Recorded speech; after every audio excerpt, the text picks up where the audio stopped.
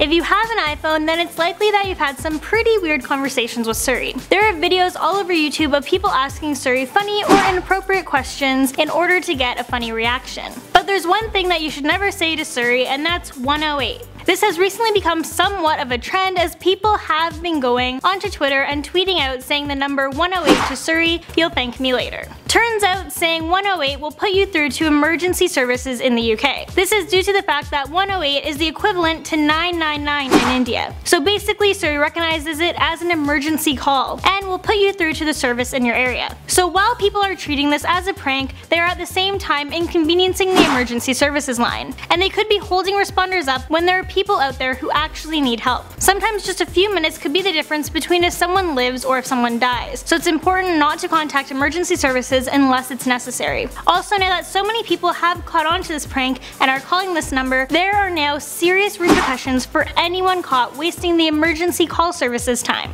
Hello everyone and welcome back to LP, I'm Court McGinley. Today we have a bunch of cool and interesting stories headed your way and we will get to those in just a second. But first I just want to inform you guys about one of our awesome sister channels here on YouTube called Most Amazing Top 5. After you watch this video, feel free to head on over there and check out some awesome top 5 lists, and don't forget to subscribe while you're there. Also, if you want to hang out with me more and get to know me a bit better, you can head on over to my vlog channel called Courtney McGinley Vlogs. A new video will be up next week, so make sure you guys subscribe so you don't miss it. Alright, let's learn about some news stories. Next, Donald Trump proclaims April as Sexual Assault Awareness Month. That's right, the man who has been accused by about a dozen women of sexual assault has decided that people need to be more aware of sexual assault. Oh yeah, and let's not forget, he also once bragged about his ability to grab women's vaginas without their consent. But on the plus side, this is a topic that people need to be more knowledgeable about, so maybe some good will come from this. Did you guys know that on average there are more than 300,000 cases of rape and other sexual acts that take place every year? This leaves the people involved greatly affected and in certain cases shattered, and they develop a feeling of worthlessness. Hopefully with this being discussed more, the number of these horrific acts will decrease. Next, I want you all to meet Google Gnome. So cute! Google Gnome is a voice-activated hands-free tool designed to make backyard living effortless. So, you need to know what animal is squeaking in your yard? Then just ask your gnome. Need your lawn mowed but don't want to do it? No problem, your gnome will come programmed with the ability to take charge of your backyard tools. It will take over on autopilot mode and do all of those pesky chores. He even comes with a high intensity laser to trim your hedges. He can even play music, play Marco Polo, or play hide and seek. This little guy can do it all. To learn more, you guys can go to g.co/Google Gnome.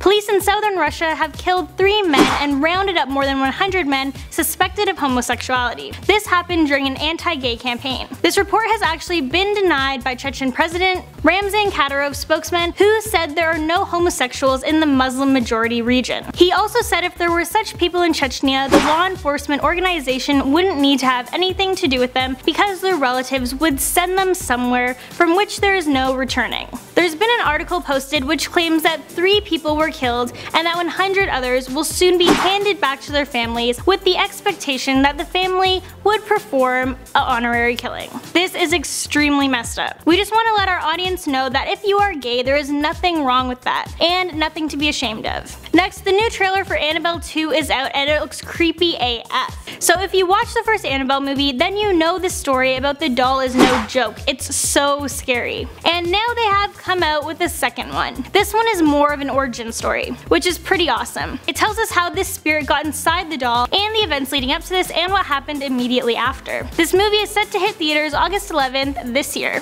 Here's a sneak peek. Small. But then it wanted permission to move into a doll so that it could be with us forever. We said yes.